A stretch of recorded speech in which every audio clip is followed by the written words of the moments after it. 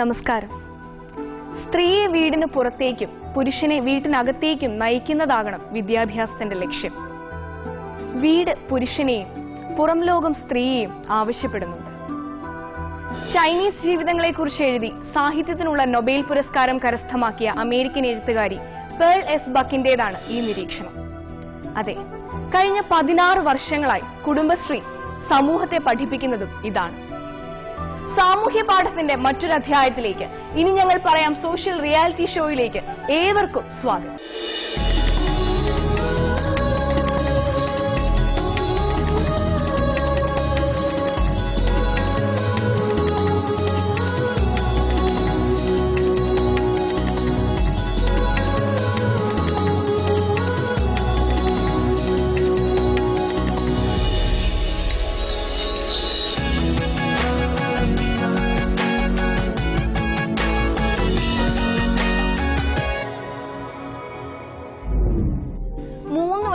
കടലുണ്ടിപ്പുഴയാൽ ചുറ്റപ്പെട്ട് കിടക്കുന്ന പ്രദേശമാണ് മലപ്പുറം. നിരവധി ചരിത്ര മുഹൂർത്തങ്ങൾക്ക് സാക്ഷ്യം വഹിച്ച മണ്ണ്. 1921 മലബാർ ലഹളയുടെ സ്ഥിരാകേന്ദ്രങ്ങളിലും. സ്വാഗതം ചെയ്യാം നമുക്ക് മലപ്പുറം നഗരസഭാ CDSനെ ഈ വേദിയിലേക്ക്.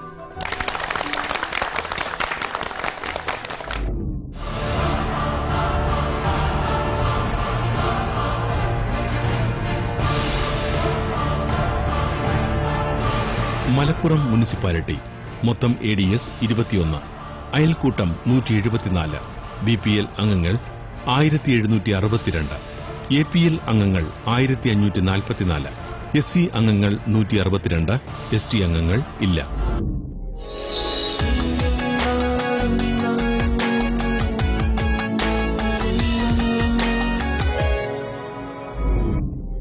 പോരാട്ടവീര്യത്തിന്റെ കഥകളുമായി ഈ വേദിയിലെത്തിയിരിക്കുന്ന മലപ്പുറം നഗരസഭാ CDSന്റെ അംഗങ്ങളെ നമുക്കൊന്ന് പരിചയപ്പെടാം. Latha ME convener, Jameela CDS chairperson, ഞാൻ മായ CDSന്റെ മുൻ ചെയർപേഴ്സൺ, ഞാൻ രാജശ്രീ CDSന്റെ വൈസ് ചെയർപേഴ്സൺ, ഞാൻ ജമീല നഗരസഭ ക്ഷേമകാര്യ സ്റ്റാൻഡിംഗ് കമ്മിറ്റി ചെയർപേഴ്സൺ.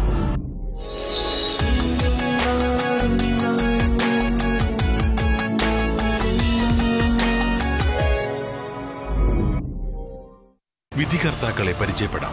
മുൻ കൃഷി വകുപ്പ് ഡയറക്ടറും കൃഷി ശാസ്ത്രജ്ഞനുമായ ശ്രീ R. ഹേലി, മുൻ additional chief secretary doctor Nivedita P. Haran, Kozhikode സർവകലാശാല സ്ത്രീ പഠന കേന്ദ്രം മേധാവി ശ്രീമതി മിനി സുകുമാർ, സാമൂഹ്യ സാമ്പത്തിക ഗവേഷക ശ്രീമതി നിർമ്മല സാനു ജോർജ്, പ്രശസ്ത സാഹിത്യകാരൻ ശ്രീ ശത്രുഘ്നൻ. ചരിത്രമുറങ്ങുന്ന മലപ്പുറത്തിന്റെ മണ്ണിന് നിങ്ങളോട് പറയാൻ ഒരുപാട് കാര്യങ്ങളുണ്ട്. ചർച്ചയിലേക്ക്. മായ CDSന്റെ പ്രവർത്തനങ്ങളെ എങ്ങനെയാണ് ഞങ്ങളോടൊന്ന് പറഞ്ഞു തരുന്നത്? കുടുംബശ്രീ നിർദ്ദേശിക്കുന്ന അല്ലെങ്കിൽ ദാരിദ്ര്യ ലഘൂകരണം എങ്ങനെ ചെയ്യണം എന്ന് നിഷ്കർഷിക്കുന്ന എല്ലാ രീതിയിലും മികച്ച പ്രവർത്തനം കാഴ്ചവെക്കാൻ ഞങ്ങളുടെ CDSന് സാധിച്ചിട്ടുണ്ട്. നഗരമാണല്ലോ, നഗരമാണ്. അപ്പൊ നഗരപ്രദേശത്ത് ഈ സ്ത്രീകളെ കൂട്ടിച്ചേർത്ത അയൽക്കൂട്ടം, നഗരത്തിനുള്ളിൽ എങ്ങനെയാണ് അയൽക്കൂട്ടങ്ങൾ പ്രവർത്തിക്കുന്നത്? മിക്കവാറും 90% ജോലിക്ക് പോകുന്ന സ്ത്രീകളാണ്. അത് കുടുംബശ്രീ മുഖേനയുള്ള ജോലികളിൽ ഏർപ്പെടുന്നവരാണ് സാധാരണക്കാരായിട്ടുള്ള എല്ലാ ആളുകളും. 3306 കുടുംബങ്ങളാണ് ഞങ്ങളുടെ കുടുംബശ്രീ അയൽക്കൂട്ടങ്ങളിൽ ജോയിൻ ചെയ്തിട്ടുള്ളത്. അവരെല്ലാവരും തന്നെ ഒരു 90% ആളുകളും ജോലിക്ക് പോകുന്നുണ്ട്. അതുകൊണ്ട് തന്നെ ഞായറാഴ്ചകളിലാണ് ഞങ്ങളുടെ അയൽക്കൂട്ട മീറ്റിങ്ങുകൾ സാധാരണ നടത്താറുള്ളത്. ടൗൺ ഏരിയയിലാണെങ്കിൽ പോലും തൊട്ടുതൊട്ടാണ് ഞങ്ങളുടെ വീടുകൾ സ്ഥിതി ചെയ്യുന്നത്.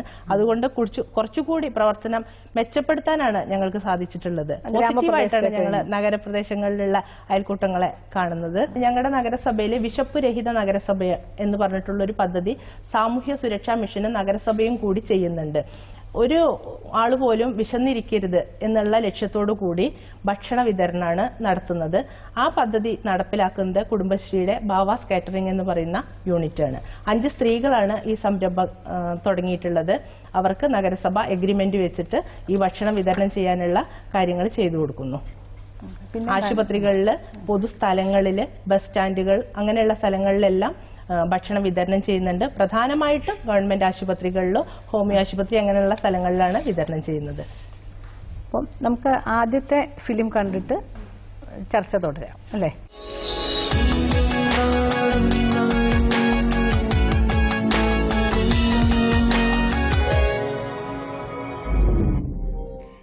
കേന്ദ്ര സംസ്ഥാന സർക്കാരുകളുടെയും നഗരസഭയുടെയും സഹകരണത്തോടെ കുടുംബശ്രീ 184 ഫ്ളാറ്റുകൾ നിർമ്മിച്ചു. വിവിധ പദ്ധതികളിലൂടെ 1874 വീടുകളും നിർമ്മിച്ചു. ഇവയെല്ലാം വീടില്ലാത്തവർക്ക് നൽകി. കാണാം നമുക്ക് കുടുംബശ്രീയുടെ ചേരി നിർമ്മാർജ്ജന പദ്ധതിയുടെ ദൃശ്യങ്ങൾ.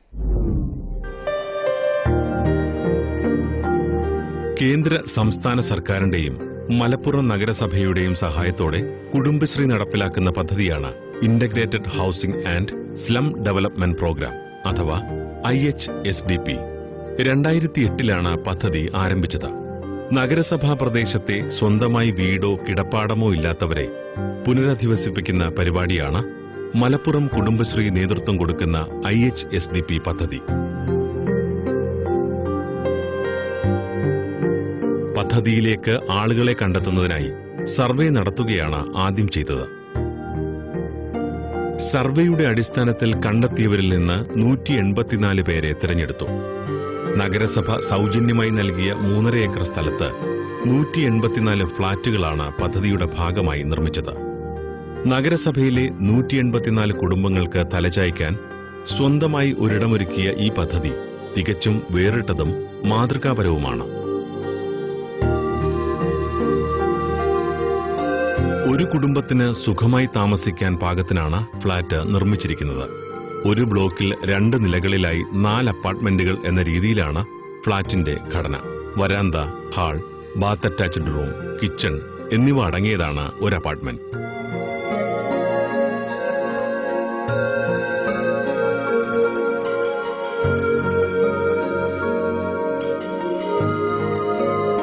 Flat number 263. ഇവിടെയാണ് റെജീനയും കുടുംബവും താമസിക്കുന്നത്. കിടപ്പാടം പോലുമില്ലാതെ വാടക വീട്ടിൽ കഴിഞ്ഞിരുന്ന റെജീനയ്ക്കും കുടുംബത്തിനും ഇന്ന് സ്വന്തമായി ഒരു വീടായി. ദരിദ്രരും നിരാലംബരുമായ 184 കുടുംബങ്ങൾക്കാണ് 184 വീടുകൾ നിർമ്മിച്ചു നൽകിയത്. ഫ്ളാറ്റിൽ താമസിക്കുന്ന എല്ലാവർക്കും ഉടമസ്ഥാവകാശ പത്രവും നൽകിയിട്ടുണ്ട്. ഇത് വാടകക്കാവുമ്പോൾ വാടകക്കാരൻ വരുമ്പോൾ 1200 രൂപ കൊടുക്കണം. പിന്നെ അപ്പോൾ അത് കൊടുക്കാനില്ലാത്തൊരവസ്ഥ ആയിരുന്നു. അപ്പോൾ പിന്നെ ഇതിങ്ങനെ കിട്ടിയപ്പോൾ പിന്നെ വാടകയൊന്നും കൊടുക്കണ്ടല്ലോ, നമുക്ക് നമ്മളെ സ്വന്തമായിട്ടൊരു വീടുണ്ടായി.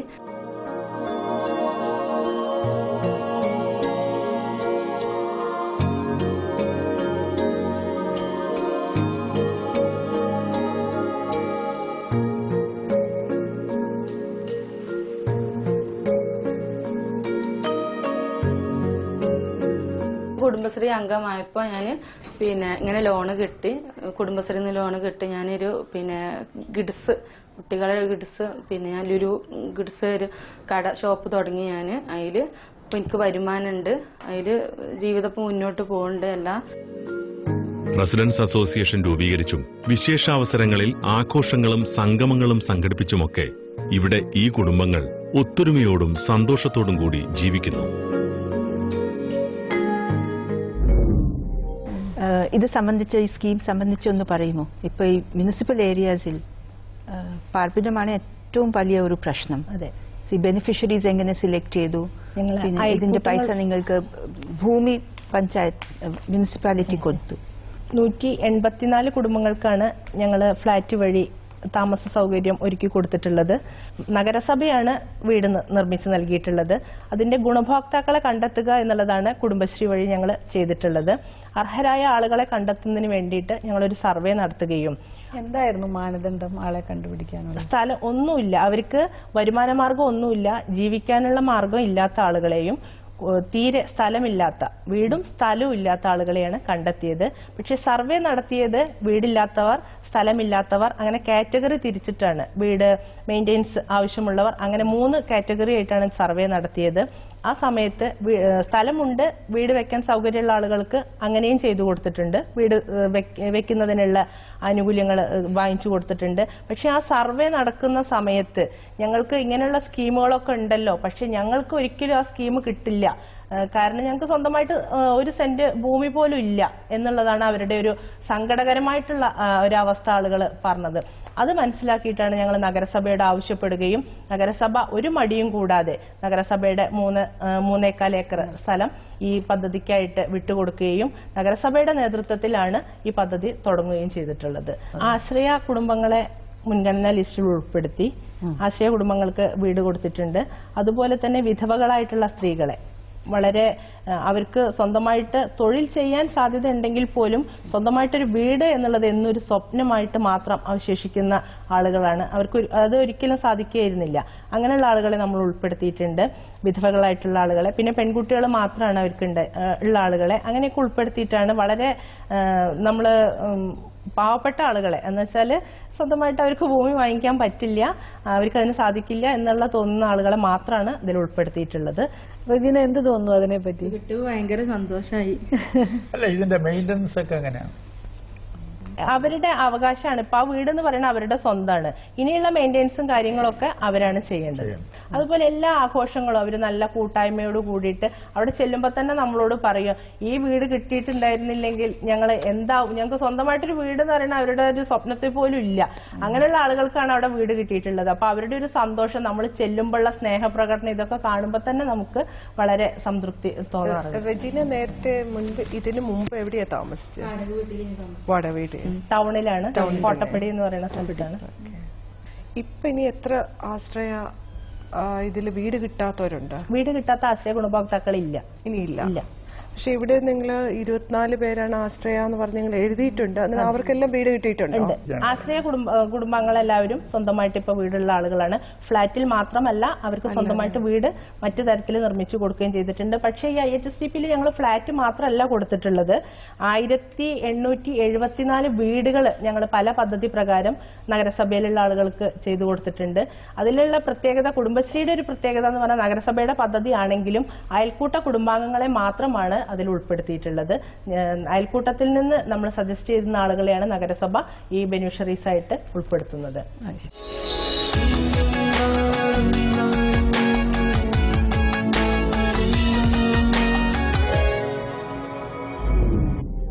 അടുത്ത ബെല്ലോട് കൂടി മലപ്പുറം നഗരസഭാ കുടുംബശ്രീ അവതരിപ്പിക്കുന്ന നാടകം ആരംഭിക്കുന്നു. ഇവൾ കുടുംബശ്രീ. കാണാം നമുക്ക് കുടുംബശ്രീ തിയേറ്ററിന്റെ വിശേഷങ്ങൾ.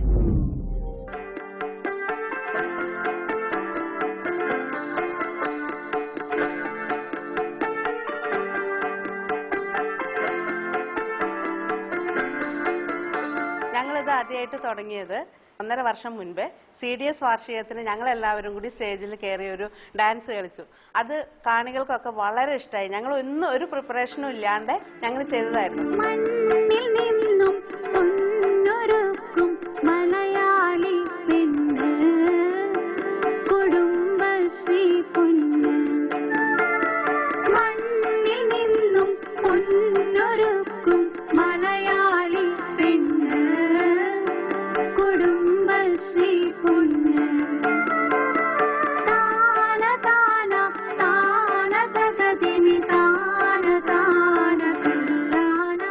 ഞങ്ങളെല്ലാവരോടും ആലോചിച്ചു, നമുക്കൊരു ട്രൂപ്പ് ഉണ്ടാക്കിയാൽ എന്താ, നമുക്കിങ്ങനെ കഴിവുള്ള ആൾക്കാർ എല്ലാവരും കൂടി ചേർന്നിട്ട് ഒരു ട്രൂപ്പ് ഉണ്ടാക്കിയാൽ എന്താന്നുള്ള ഒരു ആലോചന വന്നു.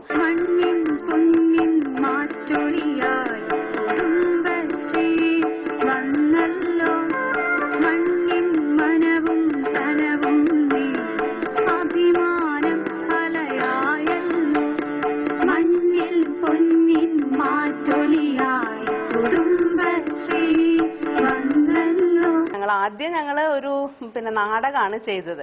ഞങ്ങൾ തന്നെ എഴുതി, ഞങ്ങൾ തന്നെ സംവിധാനം ചെയ്ത എല്ലാ കാര്യങ്ങളും ഞങ്ങൾ തന്നെ ആയിരുന്നു.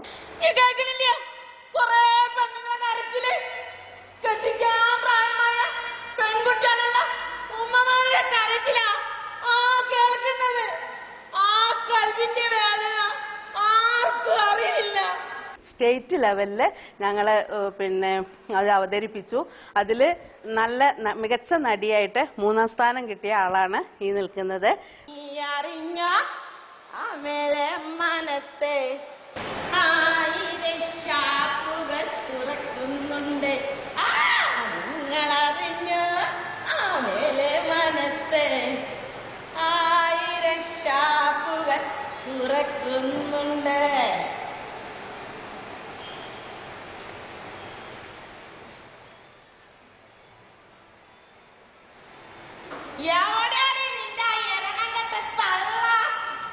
എനിക്കറിയില്ല, രാവിലെ എണീറ്റ പല്ലവന്റെ വീട്ടിലെ എച്ചിൽപ്പാ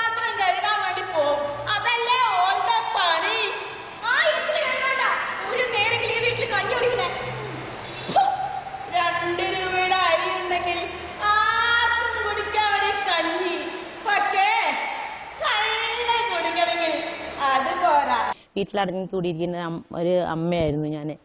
പിന്നെ ഈ മായയുടെ പ്രോത്സാഹനമൊക്കെ കൊണ്ടാണ് ഞാൻ ഇതിലേക്ക് വന്നത്. വന്നപ്പോൾ എനിക്ക് ചെയ്യാൻ കഴിയുമെന്ന് തോന്നി. സ്കൂൾ പഠിക്കുന്ന കാലത്തൊക്കെ കുറേശ്ശെ പാട്ടും ഇതൊക്കെ കഴിഞ്ഞിരുന്നു, അല്ലാണ്ട് നാടകത്തിലേക്കൊന്നും വന്നില്ല. പക്ഷേ മായയുടെ ഒരു പ്രോത്സാഹനം കൊണ്ടാണ് ഞാൻ ഇതിലേക്ക് വന്നത്. സത്യം പറഞ്ഞ എന്റെ ജീവിതം ഇപ്പോഴാണ് പച്ച പിടിച്ചത്. സ്വന്തമായി ഒരു വരുമാനമായപ്പോ ആരുടെ മുന്നിലും കൈനീട്ടേണ്ടി വരുന്നില്ല. മണലെടുത്ത് പുഴ നശിച്ച മനുഷ്യരും ഇല്ലാതാവുമെന്ന് ആരും ഓർക്കുന്നില്ല.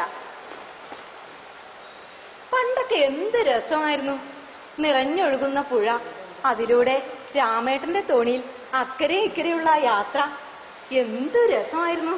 മാനസിക സന്തോഷത്തിന്റെ അപ്പുറം ഞങ്ങൾക്ക് നല്ലൊരു വരുമാനം ഇതൊന്ന് കിട്ടുന്നുണ്ട്.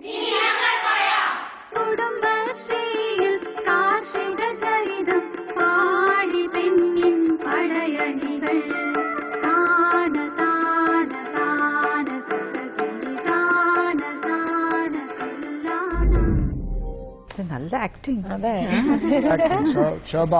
ശോഭ വിജയൻ അല്ലേ? ഈ ആൺവേഷത്തിനാണോ പെൺവേഷത്തിനാണോ സമ്മാനം കിട്ടിയത്? രണ്ടും ഒരു നാടകത്തിൽ ഡബിൾ റോൾ ആയിരുന്നു. ഡബിൾ റോൾ, അതിനാണ് സമ്മാനം കിട്ടിയത്. ഈ ഞങ്ങൾ എഴുതിയ നാടകം എന്ന് പറഞ്ഞാൽ ആരെ എഴുതി? ഒരാളല്ലേ ശോഭ തന്നെയാണ്. ഞങ്ങൾ എഴുതിയെന്ന് പറഞ്ഞപ്പോ എല്ലാവരും ഫസ്റ്റ് ഡയറക്ഷൻ എല്ലാവരുടെയും അഭിപ്രായം ഒന്ന് അറിഞ്ഞ് എല്ലാവരും കൂടിയാണ് ചെയ്തത് എന്നുള്ള ഉദ്ദേശത്തിലാണ് അങ്ങനെ പറഞ്ഞത്. പക്ഷെ എന്റെ ഒരു അഭിപ്രായത്തില് ശോഭേച്ചിയാണ് അതിന്റെ ഓൾ ഇൻ ഓൾ. എഴുതിയത് ഡയറക്ട് ചെയ്തതും സത്യത്തില് ശോഭേച്ചി. സ്കൂള് പഠിക്കുന്ന കാലത്തൊക്കെ ഇങ്ങനെ പാട്ടും ഡാൻസും ഒക്കെ ചെയ്തായിരുന്നു. എല്ലാ ഒപ്പനും തിരുവാതിരക്കളി എല്ലാം ചെയ്തായിരുന്നു. ഈ സബ്ജക്ട് തെരഞ്ഞെടുക്കുമ്പോൾ അതിനെ കുറിച്ച് എന്തെങ്കിലും പ്രത്യേകമായിട്ട് ഒരു ചിന്തയുണ്ടായിരുന്നോ? അത് കുടുംബശ്രീന്റെ ഒരു സബ്ജക്ട് തെരഞ്ഞെടുക്കണം തോന്നി, അങ്ങനെ ചെയ്തതാ. കുടുംബശ്രീന്റെ നിങ്ങൾ എല്ലാവരും കൂടി ചർച്ച ചെയ്തിട്ടാണ് തീരുമാനിച്ചത്? കുടുംബശ്രീന്റെ സബ്ജക്ട് വേണമെന്ന് പറഞ്ഞു, അപ്പൊ അങ്ങനെ ചെയ്തതാണ്. എന്തായാലും ഞങ്ങൾ ആവശ്യപ്പെട്ടതാണ് കുടുംബശ്രീ. ആദ്യമായിട്ടാണ് ഇവര് സ്റ്റേജിൽ കയറുന്നത് ഇത്രയും പ്രായമായിട്ട്. ഇപ്പൊ ശോഭേച്ചിനെയൊക്കെ കുറിച്ച് ഞാൻ പറയുമ്പോൾ എനിക്ക് ഭയങ്കര അഭിമാനമായിട്ട് സംസാരിക്കാറുണ്ട്. കാരണം ശോഭേച്ചി എപ്പോഴും പറയും എത്രയോ വർഷങ്ങൾക്ക് മുൻപാണ് എനിക്കത് സാധിച്ചിട്ടുള്ളത്. ഇപ്പൊ അത് 52 വയസ്സായി ശോഭേച്ചിക്ക്. അപ്പൊ അത് വളരെ അഭിമാനത്തോടു കൂടിയിട്ടാണ് അവരൊക്കെ സംസാരിക്കാറുള്ളത്. അപ്പൊ ഇവർക്ക് ഇങ്ങനെ ഒരു കഴിവുണ്ടെന്ന് കണ്ടെത്തുകയും അവരെ ചെറുതായിട്ടെങ്കിലും എനിക്ക് സഹായിക്കാൻ പറ്റുകയാണെങ്കിൽ എന്നുള്ളതിൽ ഇങ്ങനെ ധൈര്യം കൊടുത്ത് ചെയ്തോളൂ നിങ്ങൾക്ക് കഴിയും, നമ്മുടെ വിഷയം തന്നെ ആവട്ടെ, നമ്മുടെ അനുഭവങ്ങൾ അതിൽ പറഞ്ഞിട്ടുള്ള എല്ലാ കാര്യങ്ങളും ഞങ്ങളുടെ CDSലെ ചുറ്റിപ്പറ്റിയിട്ടുള്ളതാ. ആ കള്ളുകുടിയന്റെ രംഗം ഞങ്ങളുടെ അനുഭവമാണ്, ഞങ്ങളുടെ സമൂഹത്തിലുള്ള ഞങ്ങളുടെ കൂട്ടത്തിലുള്ള ഒരാളുടെ ജീവിതമാണ് അതെടുത്ത് കാണിച്ചിട്ടുള്ളത്. എല്ലാം ഞങ്ങളുടെ അനുഭവങ്ങളെ കോർത്തിണക്കിക്കൊണ്ടാണ് ചെയ്തിട്ടുള്ളത് ആ നാടകം. ഈ നാടകം വേറെ എവിടെയെങ്കിലും അവതരിപ്പിക്കാറുണ്ടോ? ഒരുപാട് സ്റ്റേജിൽ അവതരിപ്പിച്ചിട്ടുണ്ട്. അതെ, ഇതേ നാടകം അവതരിപ്പിച്ചു. കുടുംബശ്രീയുടെ വാർഷികത്തിന് അവതരിപ്പിച്ചു. അതിനുശേഷം നാടകോത്സവം എന്ന് പറഞ്ഞിട്ട് കുടുംബശ്രീയുടെ ഒരു പ്രോഗ്രാം ഉണ്ടായിരുന്നു കോഴിക്കോട് വെച്ചിട്ട്, സംസ്ഥാനതല നാടകോത്സവം. അതിലാണ് പ്രൈസ് കിട്ടിയത്. അതിനുശേഷം നാടകമായിട്ട് വിളിക്കാൻ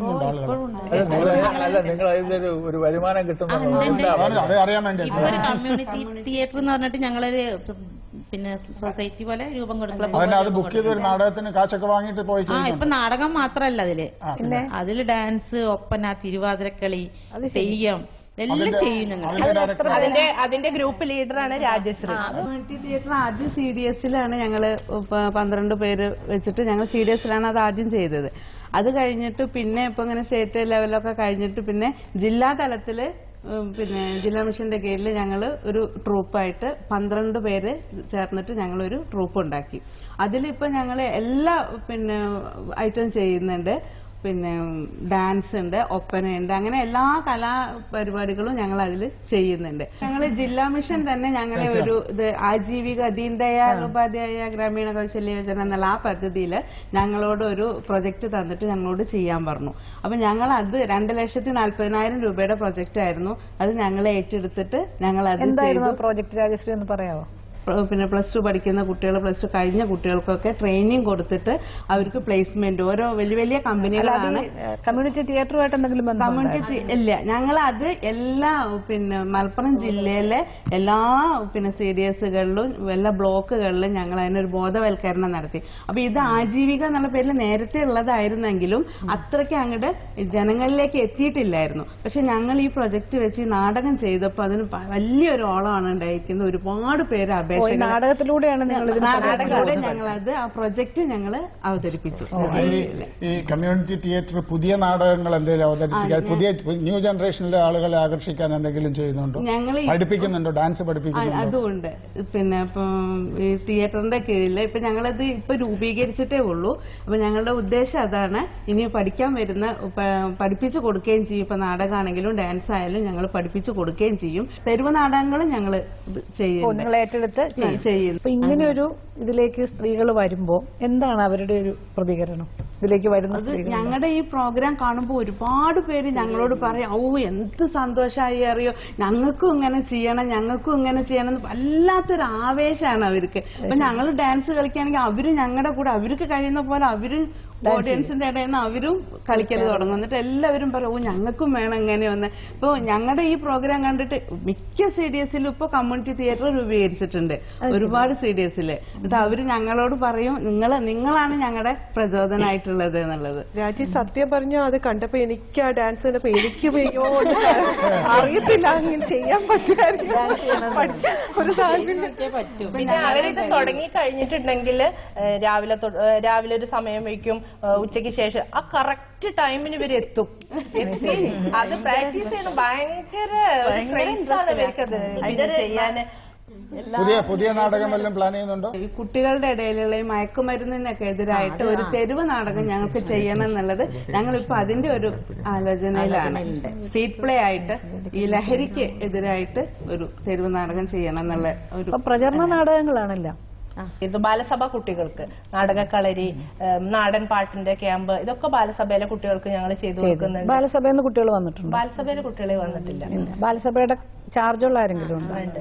ഒന്ന് പറയാമോ ബാലസഭയുടെ പ്രവർത്തനങ്ങൾ? ബാലസഭയിൽ ഞങ്ങൾ മാർച്ച് മാസത്തോടു കൂടി ഒരു ആക്ഷൻ പ്ലാൻ ഒക്കെ തയ്യാറാക്കാറുണ്ട്.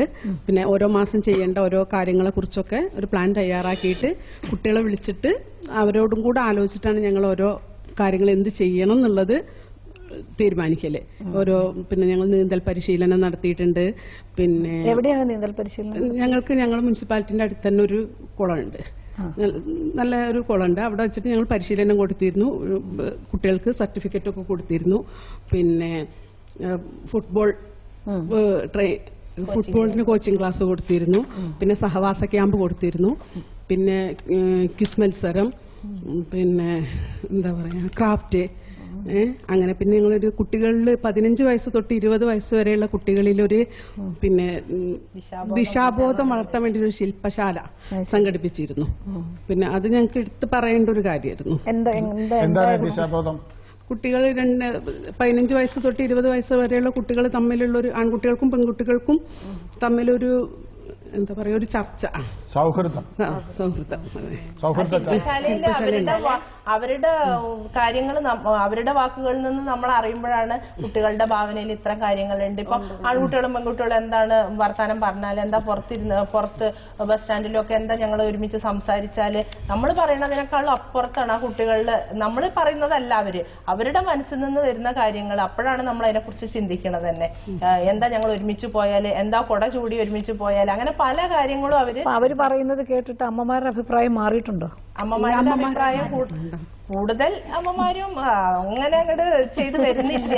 അല്ല, സത്യമാണ് പറയണത്. പിന്നെ ഈ ശില്പശാല സംഘടിപ്പിച്ചപ്പോ അമ്മമാരും ഉണ്ടായിരുന്നു കൂടെ.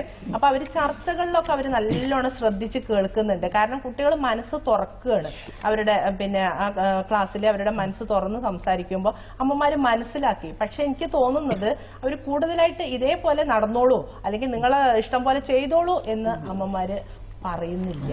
അവർക്കൊരു ഗൈഡൻസ് കൊടുക്കുന്നുണ്ട്. ഇതിൽ തന്നെ കുട്ടികൾ ഇതേപോലെ നടന്നു ഒരു കുടയിൽ നടന്നുകൊണ്ട് കുഴപ്പമുണ്ടായിട്ടല്ല, പക്ഷെ അതിന്റെ ദൂഷ്യവശങ്ങൾ മനസ്സിൽ എങ്ങനെ ബാധിക്കാം, സമൂഹം എങ്ങനെയാണ് കാണുന്നത്, സമൂഹം എങ്ങനെ കാണുന്നു പറഞ്ഞു കൊടുക്കാറുണ്ട്. കളികളിലൊക്കെ കുട്ടികൾക്ക് താല്പര്യമുണ്ട്. ഫുട്ബോൾ കളിയുണ്ടെന്ന് പറഞ്ഞു. കളിയുണ്ട്. അതിൽ പെൺകുട്ടികളുണ്ടോ? പെൺകുട്ടികളുണ്ട്. ഉത്സാഹമാണോ വരാനായിട്ട്? കുട്ടികൾക്ക് വരാൻ ഉത്സാഹമുണ്ടോ? വരാനൊക്കെ ഉത്സാഹമുണ്ട്. നഗരമായതുകൊണ്ട് കുട്ടികളെ കിട്ടാൻ പ്രയാസം? ഇല്ല. ബാലസഭയുടെ എല്ലാ ആക്ടിവിറ്റീസിലും കുട്ടികൾ പങ്കെടുക്കണം. നീന്തൽ പരിശീലനം പറയുകയാണെങ്കിൽ ഞങ്ങളുടെ ചെയർമാൻ, നമ്മുടെ 10ാം ക്ലാസ് കഴിഞ്ഞിട്ടുണ്ടെങ്കിൽ മുനിസിപ്പൽ ചെയർമാനെ കൊണ്ട് നീന്തൽ അറിയാം എന്നുള്ളൊരു സർട്ടിഫിക്കറ്റ് ഒക്കെ കൊടുത്തിട്ടാണ് കുട്ടികൾ +1 അപേക്ഷിക്കുമ്പോൾ നീന്തലിന്റെ ഒരു സർട്ടിഫിക്കറ്റ് ആവശ്യപ്പെട്ട് വരാറുണ്ട്. അപ്പൊ ഞങ്ങളുടെ ചെയർമാൻ എന്ത് ചെയ്തു, ഈ സർട്ടിഫിക്കറ്റ് കൊണ്ടുവന്നാലേ ഞാൻ സൈൻ ചെയ്ത് തരുള്ളൂ. അപ്പൊ ഈ കുട്ടികൾക്കാണ് ഒപ്പിട്ട് കൊടുത്തിട്ടുള്ളത്. അപ്പൊ നീന്തൽ അറിയാം, അവർക്ക് ശരിക്കും അറിയാം. സ്പോർട്സ് കൗൺസിലിലെ ഒരു ട്രെയിനറാണ് കുട്ടികൾക്ക് പരിശീലനം പരിശീലിപ്പിച്ചത്. കയ്യെഴുത്ത് മാസിക ബാലസഭയുടെ ലൈബ്രറിയിലാണ് ലൈബ്രറി ബാലസഭയുടെ വകയാണ്. പിന്നെ ഞങ്ങൾക്കൊരു ലൈബ്രറി ഉണ്ട്. ബാലസഭയുടെ വകയാണ്. ബാലസഭയുടെ അല്ല, അത് സ്ത്രീകൾ ഞങ്ങളുടെ വീടുകളിൽ നിന്ന് കളക്ട് ചെയ്തിട്ടുള്ള ബുക്കാണ്. ജെൻഡർ കോർണറിലാണ് അത് സ്ഥാപിച്ചിട്ടുള്ളത്. അപ്പൊ സ്ത്രീകൾ ഞങ്ങളുടെ ഐഡിയസുകൾ അയൽക്കൂട്ടങ്ങളൊക്കെ വരുമ്പോൾ ജെൻഡർ കോർണറിൽ വന്നിരിക്കും. വായന എന്ന് പറയുന്നത് ശരിക്കും അപ്രത്യക്ഷമായി എന്നുള്ളൊരു തോന്നല് ഞങ്ങളുടെ ചില ക്ലാസ്സുകളിൽ മൊബൈൽ ഫോണ് അങ്ങനെയുള്ള കാര്യങ്ങളിലേക്ക് കൂടുതൽ TV കാണുന്ന അങ്ങനെയൊക്കെയുള്ള ഒരു കാര്യങ്ങളിലേക്ക് മാറുന്നുണ്ട്. അപ്പൊ വായന എന്തുകൊണ്ടും നല്ലതാണ് എന്നുള്ള കാര്യം ഒരു ക്ലാസ് മുഖേന അവർക്ക് ബോധ്യപ്പെടുത്തി കൊടുക്കുകയും വീടുകളിൽ ഉപയോഗിക്കാതെ പഴയ പുസ്തകങ്ങൾ കളക്ട് ചെയ്ത് കുറച്ച് പുതിയ പുസ്തകങ്ങളോ ഞങ്ങൾ ശേഖരിച്ച് ഞങ്ങളുടെ CDSൽ കൊണ്ടുവന്ന് വെക്കുകയാണ്. എഴുത്തുകാരെങ്കിലും ഉണ്ടോ? എഴുത്തുകാരില്ല.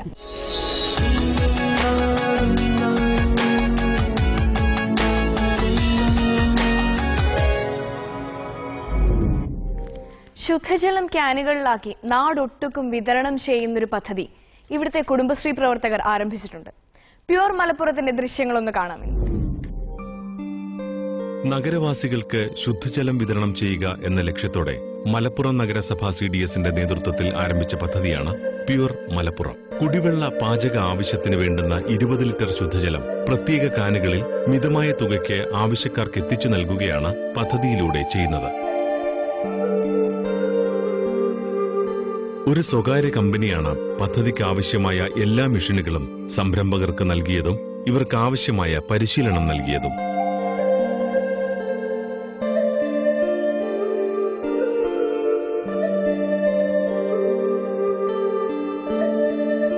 പദ്ധതിയുടെ തുടക്കത്തിൽ നഗരസഭയ്ക്ക് കീഴിലെ ജലസ്രോതസ്സുകൾ പരിശോധനയ്ക്ക് വിധേയമാക്കുകയും ശുദ്ധജലത്തിന്റെ അഭാവമുള്ള പ്രദേശങ്ങൾ കണ്ടെത്തുകയും ചെയ്തു. തുടർന്ന് ശുദ്ധജലം ആവശ്യമുള്ളവരുടെ കണക്കെടുക്കുകയും അവരുടെ വീടുപടിക്കൽ ക്യാനുകളിൽ വെള്ളമെത്തിക്കുകയും ചെയ്തു. പദ്ധതിയുടെ മൊത്തം ചെലവ് 25 ലക്ഷം രൂപയാണ്. നഗരസഭ ലീസിന് നൽകിയ 3 സെന്റ് സ്ഥലത്താണ് സംരംഭം പ്രവർത്തിക്കുന്നത്. കാനറ ബാങ്കിൽ നിന്നും 17 ലക്ഷം രൂപ വായ്പയെടുത്താണ് പദ്ധതിക്ക് ആവശ്യമായ തുക കണ്ടെത്തിയത്. സബ്സിഡിയായി 3 ലക്ഷം രൂപ CDS നൽകുകയും ചെയ്തു. ഞങ്ങൾ 5 പേര് കൂടിയാണ് കുടുംബശ്രീന്റെ ഒരു കുടിവെള്ള യൂണിറ്റ് തുടങ്ങിയിരിക്കുന്നത്. ഞങ്ങൾ പുറത്തുനിന്ന് 60 രൂപക്ക് വെക്കുന്ന ബോട്ട് ഞങ്ങൾ ഇവിടെ 10 രൂപക്കാണ് വെക്കുന്നത്. ഇത് ഞങ്ങൾക്ക് 6000 രൂപയോളം വരുമാനം കിട്ടുന്നുണ്ട്.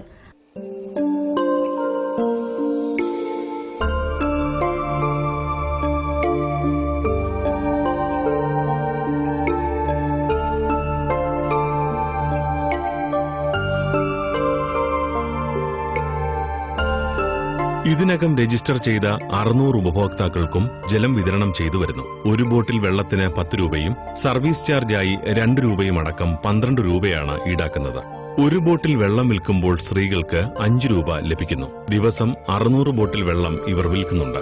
ഹാജിയാർ പള്ളിയിൽ നിർമ്മിച്ച കിണറ്റിൽ നിന്നാണ് ഇവർ പദ്ധതിക്കാവശ്യമായ ജലം ശേഖരിക്കുന്നത്. ജലം ശുദ്ധീകരിക്കുന്നതിനായി പ്ലാന്റും സ്ഥാപിച്ചിട്ടുണ്ട്.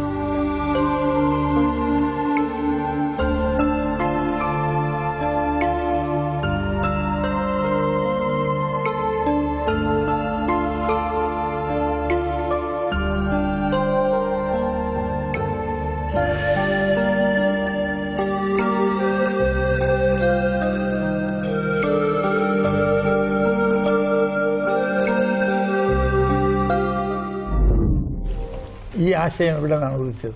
ഞങ്ങളുടെ നഗരസഭ ചെയർമാനാണ് ഇങ്ങനെ ഒരു ആശയം ഞങ്ങളുടെ മുന്നിലേക്ക് തന്നത്.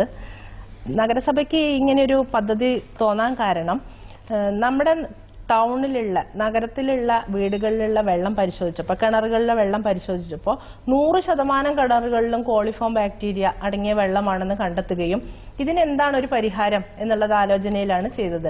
അപ്പോൾ മലപ്പുറത്ത് ഇതിലിടയ്ക്ക് മഞ്ഞപ്പിത്തം, ടൈഫോയിഡ് ഇത് പടർന്നു പിടിക്കുന്ന ഒരു സമയമുണ്ടായി.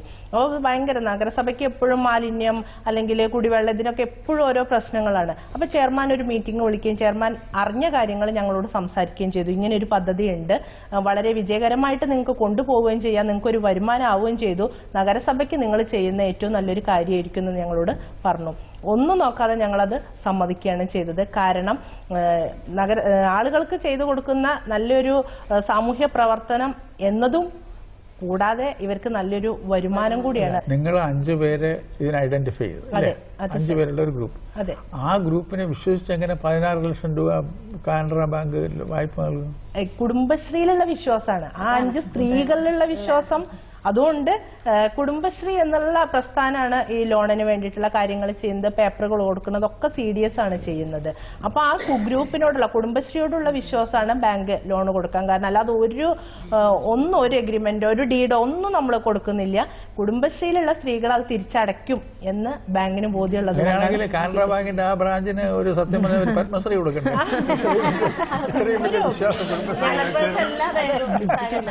ഞങ്ങളുടെ ഈ പ്യുവർ മലപ്പുറം എന്ന് പറഞ്ഞാൽ ആർക്കും ഈ പ്ലാന്റ് വന്ന് കാണാം. ഇത് എവിടെയാണ് സ്ഥിതി ചെയ്യുന്നത്? ഈ 5 സ്ത്രീകളുടെ പിന്നെ ഉടമസ്ഥതയിലാണ് പ്ലാന്റ് ഉള്ളത്. 25 ലക്ഷം രൂപയാണ് പ്രൊജക്ട് കോസ്റ്റ്. ഞങ്ങൾക്ക് നഗരസഭ 3 സെന്റ് സ്ഥലം 10 വർഷത്തേക്ക് ലീസിന് തരികയാണ് ഉണ്ടായത്. 500 രൂപയാണ് ഞങ്ങളത് നഗരസഭയ്ക്ക് ലീസായിട്ട് കൊടുക്കുന്നത്. 500 രൂപ 5 ലക്ഷം രൂപ ഞങ്ങൾക്ക് തന്നു. പരമാവധി നിങ്ങൾ ഉപയോഗിക്കുന്നുണ്ടോ? അതിന്റെ കപ്പാസിറ്റി ഇല്ല, ഇപ്പൊ ഉപയോഗിച്ച് തുടങ്ങിയിട്ടില്ല. ഞങ്ങൾ ജനുവരി 24-നാണ് ഇത് ഉദ്ഘാടനം കഴിഞ്ഞത്. അപ്പൊ ആയിട്ടേ ഉള്ളൂ, 4 മാസം ആവുന്നേ ഉള്ളൂ. ഇപ്പൊ തന്നെ അവർക്ക് 6000 രൂപ വരുമാനം ഉണ്ട്. പക്ഷെ അവര് ലോണും കൂടി വീടി കഴിഞ്ഞാൽ 6000 രൂപ എന്ന് പറയുന്നത് അവരെ ലോൺ അവർ അടയ്ക്കാൻ തുടങ്ങി. അതിനുശേഷം അവർക്ക് കിട്ടുന്ന തുകയാണ് 6000 രൂപ എന്ന് പറയുന്നത്.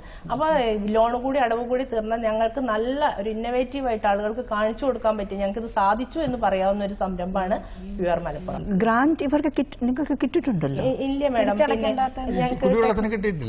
ഞങ്ങൾക്ക് സബ്സിഡി കൊടുക്കാൻ സാധിച്ചു. സബ്സിഡി കിട്ടി. പക്ഷെ ഞങ്ങൾക്ക് ഒരു ഇന്നോവേഷൻ ഫണ്ടോ ടെക്നോളജി ഫണ്ടോ ഒന്നും തന്നെ കിട്ടിയിട്ടില്ല. അങ്ങനെയൊക്കെ ആണെങ്കിൽ കിട്ടുകയാണെങ്കിൽ അത് തുടങ്ങി 6 മാസം കഴിഞ്ഞിട്ടേ കൊടുക്കാൻ പാടുള്ളൂ. കളക്ടറിന്റെ കയ്യിലൊരു ഇന്നോവേഷൻ ഫണ്ട് ഉണ്ട്. ആ ഫണ്ടിന് കളക്ടർ ആലോചിച്ചാൽ നിങ്ങൾക്ക് സഹായിക്കാൻ സാധിക്കും. ഒരു കിണറ്റിന്നാണ് വെള്ളം മുഴുവൻ എടുക്കുന്നത്. ഇനി ഭാവിയിലേക്ക് വേണ്ടി വന്നാൽ അവിടെ അടുത്ത് തന്നെ കിണറുണ്ടാവും. കിണർ ഈ ആവശ്യത്തിന് വേണ്ടിയിട്ട് നമ്മൾ കിണർ നിർമ്മിച്ചതാണ്. അല്ല, ഭാവിയില് ഇത് ഇത്രയും കൂടുതൽ ഇപ്പൊ സാറ് പറഞ്ഞ പോലെ 1 ലക്ഷം ലിറ്റർ ഒക്കെ ആക്കുകയാണെങ്കിൽ അതിനുള്ള സ്രോതസ് അവിടെ ഉണ്ടോന്ന് ചോദിക്കുക. സ്രോതസ്സുണ്ട്, പിന്നെ വെള്ളത്തിന് ബുദ്ധിമുട്ടുള്ള നഗരമാണ് സ്ഥലങ്ങൾ ഉണ്ട്. പിന്നെ ഈ JLG കൃഷിയെ പറ്റി ഒന്ന് അതിന്റെ ആരെങ്കിലും വന്നിട്ടുണ്ടോ? JLG ഗ്രൂപ്പിന്റെ മലപ്പുറം നഗരസഭയില് ടൗൺ പ്രദേശമായതിനെക്കൊണ്ട് പിന്നെ കൃഷി ചെയ്യാൻ ഞങ്ങൾ തരച്ചായ സ്ഥലങ്ങളൊന്നും ഇല്ല. ഞങ്ങൾ ടെറസിൽ പിന്നെ കൃഷിയാണ് കൂടുതലായി നടത്തുന്നത്. എന്നിട്ടും ഞങ്ങൾ പിന്നെ പ്രൈവറ്റ് ആൾക്കാരുടെ അടുത്തുനിന്ന് പാട്ടത്തിന് എടുത്തിട്ട് കൃഷി നടത്തി വരുന്നുണ്ട്. നെല്ല്, വാഴ, കപ്പ, പച്ചക്കറികൾ ഇങ്ങനെയാണ് ചെയ്യുന്നത്. എത്ര ഗ്രൂപ്പുകളുണ്ട്? 52 ഗ്രൂപ്പുകളുണ്ട്. ലാഭമാണോ കൃഷി? ലാഭത്തിൽ തന്നെ. പിന്നെ മലപ്പുറം നഗരസഭ വിഷാംശം ഇല്ലാത്തൊരു പച്ചക്കറി ഉണ്ടാക്കണം എന്നുള്ള രീതിയിൽ ഇന്ത്യൻ ഓയിൽ കോർപ്പറേഷനും കാനറ ബാങ്കും കൂടി യോജിച്ച് ഞങ്ങൾക്ക് പച്ചക്കറി വിത്തും പിന്നെ വളവും സൗജന്യമായി തന്നിട്ട് ഞങ്ങൾ കൃഷി ചെയ്ത് തുടങ്ങിയിട്ടേ ഉള്ളൂ. അതിന് ഞങ്ങൾ ദേശശ്രീ എന്നാണ് പേരിട്ടിട്ടുള്ളത്. അതാണ് ദേശശ്രീ. അത് തുടക്കം എല്ലാ വീടുകളിലും നമുക്ക് ആവശ്യമുള്ള പച്ചക്കറികൾ നമ്മൾ തന്നെ ഉണ്ടാക്കുക. ബാക്കിയുള്ളത് ഇപ്പൊ ഞങ്ങൾ ചെയ്യുന്നത് അയൽക്കൂട്ടങ്ങളിൽ കൊണ്ടുവരിക. എല്ലാവരും വരുമ്പോൾ കുറച്ച് പച്ചക്കറി ആയിട്ട് വരും, അത് മറ്റുള്ളവർക്ക് വിൽപ്പന നടത്തുകയും ചെയ്യും. ഞങ്ങളെ ഉദ്ദേശം എന്ന് പറയുന്നത് ഓരോ വാർഡിലും ഒരു പച്ചക്കറി എന്നുള്ള രീതിയിൽ, ഒരു വാർഡിൽ തക്കാളി ആണെങ്കിൽ മറ്റു വാർഡിൽ വെണ്ടയ്ക്ക, അങ്ങനെയുള്ള ഒരു രീതിയിൽ കൃഷി ചെയ്യുകയും ആ കൃഷി ചെയ്ത ഉൽപ്പന്നങ്ങൾ നഗരസഭയിലെ മാർക്കറ്റിംഗ് ചെയ്യാനുള്ള ഒരു സംവിധാനം നഗരസഭ ഒരുക്കി തരാമെന്ന് പറഞ്ഞിട്ടുണ്ട്. ഞങ്ങൾക്ക് സ്വന്തമായിട്ടൊരു അതാണ് ലക്ഷ്യം എന്ന് പറയുന്നത്. വിഷാംശമില്ലാത്ത പച്ചക്കറി നഗരസഭയിലുള്ള ആളുകൾക്ക് കൊടുക്കുക. പരിമിതി ഉണ്ടാവില്ലേ? ചെറിയ മട്ടുപ്പാവിൽ കൃഷി ചെയ്യുമ്പോൾ അത് മാർക്കറ്റബിലിറ്റിക്കുള്ള ഒരു പരിമിതി ഉണ്ടാവില്ല, കുറച്ചല്ലേ ഉണ്ടാവുള്ളൂ. മട്ടുപ്പാവ് മാത്രമല്ല, മുറ്റം, എല്ലാ സ്ഥലങ്ങളിലും ഞങ്ങൾക്ക് കിട്ടുന്ന സ്പേസിൽ മുഴുവൻ കൃഷി ചെയ്യാനാണ് ഉദ്ദേശിക്കുന്നത്. ഇപ്പൊ കൃഷി ഇത്രയും പച്ചക്കറിയുടെ പ്രൊഡക്ഷൻ കൂടുന്നു, പക്ഷെ പൊതുവെ നമ്മൾ കാണുന്ന കുട്ടികൾക്ക് പച്ചക്കറി കഴിക്കാൻ താല്പര്യമില്ല എന്നുള്ളതാണ്. അത് അങ്ങനെ ഒരു കാര്യം ശ്രദ്ധയിൽപ്പെട്ടിട്ടുണ്ടോ എന്നുള്ളത്, അതിനെന്തെങ്കിലും നിങ്ങൾ ചെയ്യുന്നുണ്ടോ? ഇപ്പൊ വെജിറ്റേറിയൻ ഹോട്ടലിൽ ഒരു പാർട്ടി നടത്തിയാലാണ് കൂടുതൽ പണമാവുന്നത്. അതുകൊണ്ട് വെജിറ്റേറിയൻ ഡിഷസ് കുട്ടികളുടെ ഇടയിൽ പരിചയപ്പെടുത്താനായിട്ട് നല്ല വെജിറ്റേറിയൻ ഡിഷസിന്റെ ഞങ്ങൾ കൃഷി ചെയ്യുമ്പോൾ കുട്ടികളെയും കൂടി കൂട്ടത്തിൽ കൂട്ടാറുണ്ട്.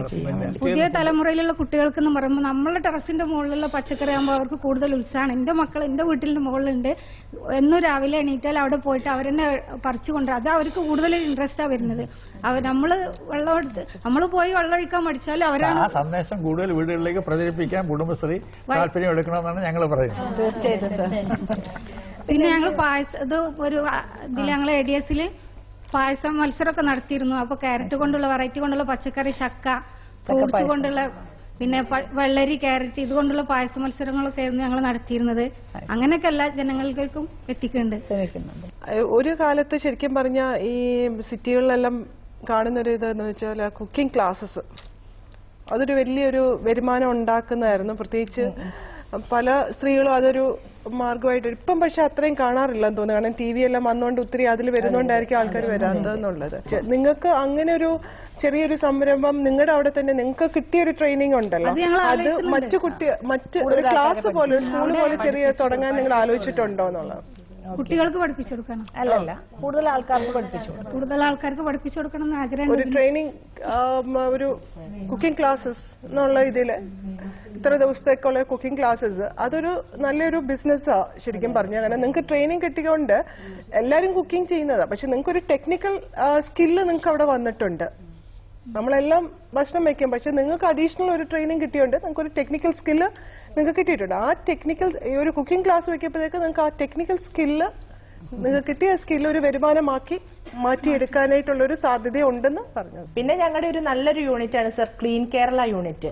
4 ഗ്രൂപ്പുകളാണ് ഞങ്ങൾക്കുള്ളത്. ക്ലീൻ കേരള രാവിലെ നഗരം വൃത്തിയാക്കുന്നത് അവരാണ്. മാലിന്യം വീടുകളിൽ നിന്ന് കളക്ട് ചെയ്തിരുന്നു, എല്ലാ വീടുകളിൽ നിന്നും. ഇപ്പൊ അതിലൊരു അംഗം വന്നിട്ടുണ്ട്. സർവേ നടത്തി ഞങ്ങൾ വീടുകളിൽ ചെന്നിട്ട് സർവേ നടത്തിയപ്പോൾ എല്ലാവർക്കും ഭയങ്കര ഇതായിരുന്നു. ഞങ്ങൾ നാട് നന്നാക്കാൻ വരില്ലേ അങ്ങനെ എങ്ങനെയെന്നൊക്കെ പറഞ്ഞിരുന്നു. പക്ഷെ അതൊക്കെ ഇപ്പോൾ മാറി. അതിപ്പോൾ എല്ലാവർക്കും ഭയങ്കര ഇതാണ്. അതിപ്പോൾ ഞങ്ങൾക്ക് ലോൺ എടുത്തിരുന്നു. ആ ലോണൊക്കെ വീടി 4 വണ്ടി ഉണ്ടായിരുന്നു. ഈ വണ്ടി ഇപ്പോൾ കേടൊക്കെ ആയിട്ട് അവിടെ നിർത്തിപ്പോൾ നഗരസഭേന്റെ വണ്ടിയിലാണ് ഞങ്ങൾ വേസ്റ്റ് കൊണ്ടുപോകുന്നത്. ISO, അതായത് ഇന്ത്യയിലെ അല്ലെങ്കിൽ കേരളത്തിലെ ഇന്ത്യയിൽ തന്നെ ഏക മുനിസിപ്പാലിറ്റിയാണ് ISO ലഭിച്ച മുനിസിപ്പാലിറ്റി. അപ്പോൾ ISO ലഭിക്കാനുള്ള ഒരു കാരണം കുടുംബശ്രീയുടെ പ്രവർത്തനം കൂടിയാണ്. ഇപ്പം മറ്റൊരു പ്രധാനപ്പെട്ട പ്രവർത്തനമാണ് നേരറിയാൻ നേരിട്ട്. ഓരോ വാർഡുകളിലും പോയി പരാതികളും അല്ലെങ്കിൽ അപേക്ഷകളും വാങ്ങി പ്രവർത്തിക്കുന്ന നഗരസഭയാണ്. കുടുംബശ്രീയാണോ? അത് കൗൺസിലിന്റെ പ്രവർത്തനമാണ്. അതിന്റെ കൂടുതൽ പ്രവർത്തനവും കുടുംബശ്രീ വഴിക്കാണ് വരുന്നത്. അതൊരു പ്രധാനപ്പെട്ട പ്രവർത്തനം. പിന്നെ മറ്റുള്ള കുറേ കാര്യങ്ങൾ പറഞ്ഞു. പിന്നെ ഈ ശുചീകരണം, ഇപ്പൊ കേരളത്തിലെ തന്നെ മികച്ച വൃത്തിയുള്ള ഒരു നഗരസഭയാണ് മലപ്പുറം. അതിന്റെ പ്രവർത്തനം ക്ലീൻ കേരള കുടുംബശ്രീയുടെ കീഴിലുള്ള ക്ലീൻ കേരള യൂണിറ്റ് കൂടി പ്രവർത്തിക്കുന്നുണ്ട്. ഇപ്പൊ പറയാൻ കാരണം മറ്റു നഗരസഭകളെ അപേക്ഷിച്ച് ഞങ്ങൾ തന്നെ ഈ മുനിസിപ്പാലിറ്റിയിലെ ഹെൽത്ത് വിഭാഗം ജീവനക്കാർ നേരിട്ട് വാങ്ങി ഫണ്ട് അടച്ച് അവർക്ക് വിതരണം ചെയ്യുന്ന ഒരു സംവിധാനമാണ് ഇപ്പോൾ നിലവിലുള്ളത്.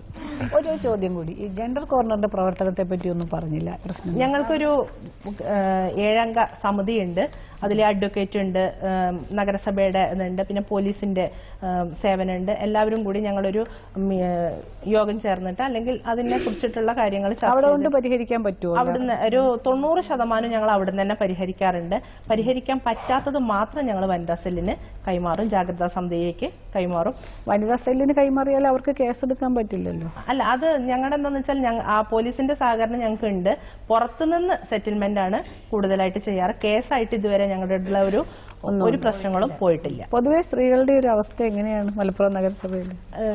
അവസ്ഥ നല്ല അവസ്ഥ തന്നെയാണ്. പക്ഷെ അതിലും ഉണ്ട് ബുദ്ധിമുട്ട് അനുഭവിക്കുന്ന ആളുകൾ, ഇല്ല എന്ന് പറയാൻ വയ്യ. വീട്ടിൽ അനുഭവിക്കുന്ന പ്രശ്നങ്ങൾ നമ്മളോട് സ്വകാര്യമായിട്ട് പറയുന്നവരുണ്ട്, പുറത്ത് പറയാൻ ധൈര്യം കാണിക്കുന്ന ആളുകളുണ്ട്. പ്രത്യേകിച്ച് ഞങ്ങളൊരു ഇന്നത്തെ ചിന്താവിഷയം എന്ന് പറഞ്ഞിട്ട് ഞങ്ങളൊരു സർവേ നടത്തിയിരുന്നു. ആ സർവേയിൽ കണ്ടെത്തിയ കാര്യങ്ങൾ സ്ത്രീകൾ ഇപ്പോൾ അനുഭവിക്കുന്ന പ്രശ്നങ്ങൾ എന്താണെന്നുള്ളതാണ് അതിന് മുൻതൂക്കം കൊടുത്തിട്ടുള്ളത്. അതിൽ കണ്ടെത്തിയത് മൊബൈൽ ഫോണ്, ഇന്റർനെറ്റ് ഉപയോഗം, അങ്ങനെയുള്ള കാര്യങ്ങളിലൊക്കെയാണ് സ്ത്രീകളുടെ വലിയ പ്രശ്നം. അതും ഒരു പ്രശ്നമായിട്ട് മദ്യം പുരുഷന്മാരുടെ അടുത്ത് നിന്നുണ്ടാകുന്ന പ്രശ്നങ്ങളുണ്ട്. പ്രശ്നങ്ങൾ എന്ന് പറഞ്ഞാൽ വീട്ടിലെ സാമ്പത്തിക പ്രശ്നങ്ങളുള്ള ആളുകളുണ്ട്. സ്ത്രീധന പീഡനം അല്ലാതെ ഞങ്ങളുടെ അവിടെ റിപ്പോർട്ട് ചെയ്തിട്ടില്ല. പിന്നെ മദ്യം ഒരു പ്രശ്നം തന്നെയാണ്. അപ്പൊ അതിനെതിരെയൊക്കെ ഞങ്ങളൊരു ബോധവൽക്കരണ ക്ലാസ് നടത്തുകയും വാർഡ് തലത്തിൽ സപ്പോർട്ടിംഗ് കമ്മിറ്റി രൂപീകരിച്ച് വാർഡ് തലത്തിൽ ക്ലാസ്സുകൾ നടത്തുകയും ആ ക്ലാസ്സിൽ ഞങ്ങൾ അവസാന ഘട്ടത്തിൽ പുരുഷന്മാരെ കൂടി ഉൾപ്പെടുത്തിയിരുന്നു. അപ്പോൾ ഞങ്ങളുടെ ഒരു ഇപ്പോഴത്തെ ഒരു റിവ്യൂ ചെയ്തതിന്റെ അടിസ്ഥാനത്തിൽ കണ്ടെത്താൻ കഴിഞ്ഞത് നമ്മൾ ആ പ്രശ്നക്കാരാണെന്ന് പറഞ്ഞ പുരുഷന്മാര് ഒരു മുഴുവൻ പേരും മാറി എന്നാണ് ഒരു സ്ത്രീകളുടെ അടുത്തുനിന്ന് ഞങ്ങൾക്ക് കിട്ടിയിട്ടുള്ളത്. അതായത് പ്രശ്നക്കാരാണെന്ന് കണ്ടെത്തിയ ആളുകളെ മാത്രമല്ല വിളിച്ചത്, പൊതുജനങ്ങളെയാണ് വിളിച്ചിട്ടുണ്ടായിരുന്നത്. അങ്ങനെ ഞങ്ങൾക്ക് അത് ബോധ്യപ്പെടുന്നത് നല്ലൊരു ഞങ്ങൾക്കൊരു അഭിമാനം തോന്നിയ കാര്യമായിരുന്നു. അത് വിട്ടുപോയ കാര്യം ആശ്രയമുണ്ട്. ആശ്രയ കുടുംബങ്ങൾ ഞങ്ങൾ എല്ലാ സ്ഥലങ്ങളിലും തുടങ്ങുന്ന മുന്നേ 2006 2007 ഞങ്ങൾ ആശ്രയ തുടങ്ങി. 24 കുടുംബങ്ങളാണ് ആശ്രയ ഗുണഭോക്താക്കളായിട്ട് 35 കുടുംബങ്ങളായിരുന്നു കണ്ടെത്തിയിരുന്നത്. അതിൽ കുറച്ചാളുകൾക്ക് സ്വയം തൊഴിൽ കൊടുത്തു, പിന്നെ വേറെ ജോലികളിൽ ഏർപ്പെട്ടു. ആശ്രയെന്ന് റിക്കവർ ചെയ്യാൻ സാധിച്ചിട്ടുണ്ട്. 24 കുടുംബങ്ങളാണ് ഇപ്പോൾ ഉള്ളത്. ബാല്യവിവാഹങ്ങൾ ഉണ്ടായിരുന്നു, ശൈശവ വിവാഹം ഉണ്ടായിരുന്നു. ഞങ്ങൾ തുടക്കത്തിൽ ഞാൻ 2002 കുടുംബശ്രീയിൽ അംഗമായത്. ആ 2002 കാലഘട്ടങ്ങളിലൊക്കെ ശൈശവ വിവാഹം മലപ്പുറം മുനിസിപ്പാലിറ്റിയിൽ ശൈശവ വിവാഹം എന്ന് പറഞ്ഞാൽ 13-14 വിവാഹങ്ങളാണ്. അതെ, കൗമാര വിവാഹങ്ങൾ. ശൈശവ അല്ല, ഒരു 12, 13, 9ാം ക്ലാസ് 8ാം ക്ലാസ്സിൽ പഠിക്കുമ്പോഴേക്ക് കുട്ടികളെ കല്യാണം ചെയ്ത് കൊടുക്കണം. ഇപ്പൊ ഇല്ല, തീരെ ഇല്ല. ഇപ്പൊ ഇല്ലാത്തത് 18 വയസ്സ് നിയമം വന്നതുകൊണ്ടും അതിന് മുന്നേ തന്നെ മലപ്പുറത്ത് ഇല്ല. അത് നിർത്തലാക്കാൻ ഞങ്ങൾക്ക് സാധിച്ചിട്ടുണ്ട്. കാരണം ഞങ്ങളടുത്ത് പരാതി വരും. അംഗനവാടി ടീച്ചർമാർ ഞങ്ങളോട് നല്ലതിൽ ഹെൽപ്പ് ചെയ്യുന്നുണ്ട്. അങ്ങനെയുള്ള കാര്യങ്ങളിൽ ഞങ്ങൾക്ക് മുന്നോട്ട് വരാൻ സാധിച്ചിട്ടുണ്ട്. പൊതുവെ സ്ത്രീകളെ പറ്റി പറയുന്ന സ്ത്രീകൾ വൈകുന്നേരം ടിവിയുടെ മുന്നിൽ സീരിയൽ കണ്ട് കരയുക എന്നാണ്. പക്ഷെ നിങ്ങളുടെ ഈ റിപ്പോർട്ടിൽ പറഞ്ഞിട്ടുണ്ട് നിങ്ങൾ വൈകുന്നേരം 3 മണിക്കൂർ TV ഓഫ് ചെയ്തിടുക എന്നുള്ളത്. അതെന്താ നിങ്ങളുടെ പ്രോഗ്രാം? കുട്ടികളുടെ വിദ്യാഭ്യാസമാണ് ഞങ്ങൾ അതിന് മുൻതൂക്കം കൊടുത്തിട്ടുള്ളത്. അമ്മമാര് TV കാണുക, കുട്ടികളോട് പഠിക്കാൻ പറഞ്ഞാൽ അവരൊരിക്കലും പഠിത്തത്തിലേക്ക് ശ്രദ്ധ ഉണ്ടാവില്ല, ടിവിയിലേക്കാവും ശ്രദ്ധിക്കുക. സ്കൂളിലുള്ള ടീച്ചേഴ്സിന്റെ അഭിപ്രായവും അമ്മമാരുടെ അടുത്തുനിന്ന് നിങ്ങൾക്ക് അങ്ങനെ നമ്മളൊരു പദ്ധതി കൊണ്ടുവന്നാൽ നമുക്കതിൽ ചെയ്യാൻ പറ്റുമോ, നിങ്ങൾക്കത് TV ഓഫ് ചെയ്തിട്ട് അല്ലെങ്കിൽ TV കാണാതെ നിങ്ങൾക്കത് ചെയ്യാൻ പറ്റുമോ എന്ന് ചോദിച്ചപ്പോൾ ഞങ്ങൾ ശ്രമിക്കാം എന്നാണ് ആദ്യം പറഞ്ഞിട്ടുള്ളത്. പിന്നെ നമ്മുടെ ക്ലാസ്സുകൾ നമ്മൾ അവരോട് നിരന്തരം സംസാരിക്കുകയും, പക്ഷെ ഇപ്പോഴും 2 വാർഡ് മാത്രമേ അതിലേക്ക് മുഴുവനായിട്ട് വന്നിട്ടുള്ളൂ. മറ്റുള്ളവരുടെ അടുത്ത് നമ്മൾ ചെയ്തുകൊണ്ടിരിക്കുന്നുണ്ട്. അല്ല അല്ല അല്ല എല്ലാ ദിവസവും അങ്ങനെ 6:30 മുതൽ 9:30 വരെ TV കാണില്ല. കുട്ടികൾ പഠിക്കുമ്പോൾ ഇനി ചില അമ്മമാർക്ക് ചിലപ്പോൾ പറഞ്ഞു കൊടുക്കാൻ സാധിച്ചു എന്ന് വരില്ല. പക്ഷെ അമ്മമാര് കുട്ടികൾ പഠിക്കുമ്പോൾ അവരെ കൂടെ ഇരിക്കണം. അങ്ങനെയാണ് നമ്മൾ പറഞ്ഞിട്ടുള്ളത്. കഴിയുന്ന കുട്ടികള്, കഴിയുന്ന അമ്മമാരെ അവരൊക്കെ സഹായിച്ചു കൊടുക്കുക. സാധിക്കാത്തവരാണെങ്കിൽ നമ്മളെ കുട്ടികൾ പഠിക്കുന്നത് ശ്രദ്ധിച്ച് അവരെ കൂടെ ഇരിക്കണം എന്നുള്ളൊരു സന്ദേശമാണ് കൊടുത്തിട്ടുള്ളത്. അമ്മ മാത്രം ഇരുന്നാൽ മതി, അമ്മയാണ് ഇപ്പൊ ഇരിക്കുന്നത്. അമ്മമാർക്കുള്ള ഒരു വിനോദം നമ്മൾ ഒഴിവാക്കിയിട്ട് അമ്മമാരവിടെ ഇരിക്കണം എന്ന് പറഞ്ഞു. അവർക്ക് പിന്നെയും കാണാലോ TV. അമ്മമാര് മാത്രം ഇരുന്നാൽ പോരാന്ന് പറയണം, അച്ഛന്മാരും ഇരിക്കണം അല്ലേ? തീർച്ചയായിട്ടും. അച്ഛൻ TV വീട്ടിൽ ഓണാക്കില്ല, അമ്മമാര് കാണില്ല എന്നുള്ളതല്ല, TV ആ സമയങ്ങളിൽ വീട്ടിൽ ഓണാക്കില്ല. സാധാരണ പഞ്ചായത്തുകളിൽ CDSും പഞ്ചായത്തും തമ്മിൽ വളരെ ഐക്യത്തിൽ പ്രവർത്തിക്കുന്ന ഒരുപാട് സ്ഥലങ്ങൾ ഞാൻ കിട്ടും. പക്ഷെ ഒരു മുനിസിപ്പാലിറ്റി ഇത്രയേറെ ഒരു CDSന്റെ ഒരു കുടുംബശ്രീയുടെ ആക്ടിവിറ്റിയിൽ ഇത്രയേറെ താല്പര്യമെടുക്കുകയും അതിനുവേണ്ടി സഹായങ്ങൾ നിർലോഭമായി നൽകി എങ്ങനെ നിങ്ങൾ സൃഷ്ടിച്ചെടുത്തു എന്നാണ് ഞാൻ ചോദിച്ചത്. നഗരസഭ ശ്രദ്ധിക്കപ്പെട്ട് കഴിഞ്ഞൊരു നഗരസഭ മലപ്പുറം നഗരസഭ. ഇപ്പോൾ നമ്മൾ വെള്ളത്തിന്റെ കണ്ടു. വെള്ളം നമ്മളെ ചെയർമാൻ പറഞ്ഞു ഇവരെ CDS പ്രസിഡന്റ്മാരെ വിളിച്ചിട്ട് നമുക്ക് 10 രൂപക്ക് ജനങ്ങളിൽ എത്തിക്കുന്നൊരു പ്രൊജക്റ്റ് കൊണ്ടുവരണം, അതിന് നിങ്ങൾ തയ്യാറാണോ? CDS പ്രസിഡന്റുമാര് പെട്ടെന്ന് പറഞ്ഞു ഞങ്ങൾ തയ്യാറാണ് സാർ. അതിന്റെ അടിസ്ഥാനത്തിൽ നമ്മൾ സ്ഥലം നീക്കി വെച്ചു കൊടുത്തു, ഫണ്ടും എല്ലാ സൗകര്യങ്ങളും ചെയ്തു കൊടുത്തു. അതിന്റെ ഒപ്പം നിന്ന് പ്രവർത്തിക്കാൻ ഇവർക്കാവുന്നുണ്ട്. അതേപോലെ തന്നെ IHSD ഫ്ലാറ്റ് കണ്ടു. ആ ഫ്ലാറ്റിന് പദ്ധതി IHSDP ഫണ്ട് സെൻട്രൽ ഫണ്ടാണ്. അന്ന് ഞങ്ങൾക്ക് 10.25 കോടിയാണ് ലഭിച്ചത്. അത് ഈ ക്ലസ്റ്റർ രൂപീകരിക്കുകയും ആ ക്ലസ്റ്ററിന്റെ നവീകരണം, ഉദ്ദേശം വീട് മാത്രമല്ല, ആ റോഡ്, ഇടവഴി, അതേപോലെ പൊതുകുളം ഉണ്ടെങ്കിൽ അത് ശുദ്ധീകരണം, പിന്നെ മറ്റ് അടിസ്ഥാന എല്ലാ സൗകര്യങ്ങളും ലക്ഷ്യം വെച്ചുകൊണ്ട് ഒരു ചേരി എടുത്തിട്ട് അത് കംപ്ലീറ്റ് നിർമ്മാർജ്ജനം ചെയ്യുക. ആ അടിസ്ഥാനത്തിലാണ് ഇവരെ സമീപിക്കുന്നത്. അപ്പൊ ഇവര് പറയുന്നത് അവിടെ ഒരു സെന്റ് പോലും ഭൂമി ലഭിക്കാൻ ഇടയില്ലാത്ത ആളുകളും ഉണ്ട്. അപ്പോഴാണ് ചെയർമാൻ ചിന്തിക്കുന്നത് അവർക്ക് നമ്മൾ എന്ത് ചെയ്യും. അപ്പം നഗരസഭയുടെ അധീനയിലുള്ള 3.5 ഏക്കർ സ്ഥലം കണ്ടെത്തി അത് ഉടനെ നഗരസഭ പറയാണ് ദാ നിങ്ങളിൽ പെട്ട ആളുകൾക്ക് വീട് വെച്ചു കൊടുക്കാൻ നഗരസഭ തയ്യാറാണ്. അത് നഗരസഭയുടെ ഒപ്പം നിന്ന് പ്രവർത്തിക്കാൻ ഇവർക്കാകുന്നുണ്ട്. അതുകൊണ്ട് നഗരസഭയും കുടുംബശ്രീയും ഒന്നിച്ചു പോകുന്നു. അപ്പൊ നമുക്ക് മാർക്ക് അറിയാം. മാർക്ക് പറയുന്നതിന് മുമ്പേ 2 വാചകം പറയേണ്ടതായിട്ടുണ്ട്. കാരണം വളരെ അവിസ്മരണീയമായ ഒരു അനുഭവമായിരുന്നു നിങ്ങളുമായിട്ടുള്ള ഈ ആശയവിനിമയം. കേരളത്തിന് മാത്രമല്ല, ഇന്ത്യക്ക് മാത്രമല്ല, മറ്റ് വികസ്വര രാജ്യങ്ങൾക്ക് മാതൃകയാകാവുന്ന ചില പരിപാടികൾ നിങ്ങൾ നടപ്പിലാക്കണം. നിങ്ങൾ നടപ്പിലാക്കിയിട്ടുള്ള പരിപാടികളെല്ലാം തന്നെ വളരെ പുതുമ നിറഞ്ഞതും മറ്റ് മുനിസിപ്പാലിറ്റികൾക്കും തദ്ദേശ സ്വയംഭരണ സ്ഥാപനങ്ങൾക്കും മാതൃകയായി എടുക്കാവുന്നതാണ്. അതിലേറ്റവും പ്രധാനപ്പെട്ടത് നഗരസഭയും നിങ്ങളുമായിട്ടുള്ള ബന്ധമാണ്. അത് അമൂല്യമാണ്, സുവർണമാണ്. അത് നിങ്ങൾ നിലനിർത്തുക. ഞാൻ 25-ൽ 20 മാർക്കാണ്. 25-ൽ 20 മാർക്ക്. നിവേദിത മാം, എത്ര മാർക്കാണ് മലപ്പുറം നഗരസഭയ്ക്ക് കൊടുക്കാൻ വെച്ചിരിക്കുന്നത്? മലപ്പുറം നഗരസഭ CDS കുറെ നൂതന സംരംഭം ചെയ്യുന്നുണ്ട്. എനിക്ക് വളരെ ഇഷ്ടപ്പെട്ടു. സ്പെഷ്യലി നിങ്ങളുടെ പ്യുവർ മലപ്പുറം, ഇത് നല്ല ഐഡിയ ആണ്. ഞാൻ നൽകുന്നത് 25-ൽ 18 മാർക്ക്. 25-ൽ 18. ഇനി മാം എത്ര മാർക്ക് കൊടുക്കും ഇവർക്ക്? മലപ്പുറം നഗരസഭ പല രീതിയിലും ഞങ്ങളെ എന്താ പറയുക അത്ഭുതപ്പെടുത്തി. ഒരു നഗരപ്രദേശമായിട്ടുകൂടി വളരെയധികം ഒരുമയോടുകൂടി ആൾക്കാരെ കൊണ്ടുവരാനും സ്ത്രീകളെ ഒരുമിച്ച് നിർത്താനും പ്രവർത്തിക്കാനും ഒക്കെ കഴിയുന്നുണ്ട്.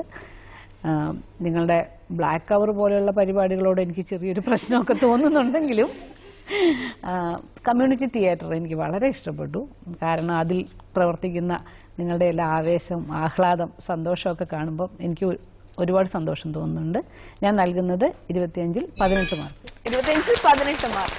നിർമ്മല മാം, 15-ൽ എത്ര മാർക്കാണ് ഇവർക്ക് കൊടുക്കുക? മാർക്ക് വേണോ? 15-ൽ ഒതുക്കാൻ പറ്റുന്നില്ല എന്നുള്ളതാണ്. ഞാൻ 13 മാർക്ക് ഇടുകയാണ്. ശത്രുഘ്നൻ സാറേ, എത്ര മാർക്കാണ് 10-ൽ ഇവർക്ക് കൊടുക്കുക? 10-ലാണ് ഞാൻ തരേണ്ടത്. 10-ല് നാടകത്തിനും കുടിവെള്ളത്തിനുമാണ് കൂടുതൽ പോവുക.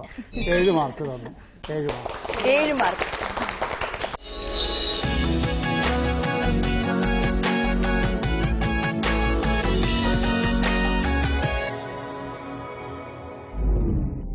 ഹേലി സർ പറഞ്ഞ പോലെ മലപ്പുറം നഗരസഭ CDS അമൂല്യമായ പ്രവർത്തനങ്ങളാണ് കാഴ്ചവെച്ചിരിക്കുന്നത്. അതുകൊണ്ട് തന്നെ നമ്മുടെ മാർക്കും അമൂല്യമാണ്. ഇവർക്ക് ലഭിച്ചിരിക്കുന്ന ആകെ മാർക്ക് 100-ൽ 76.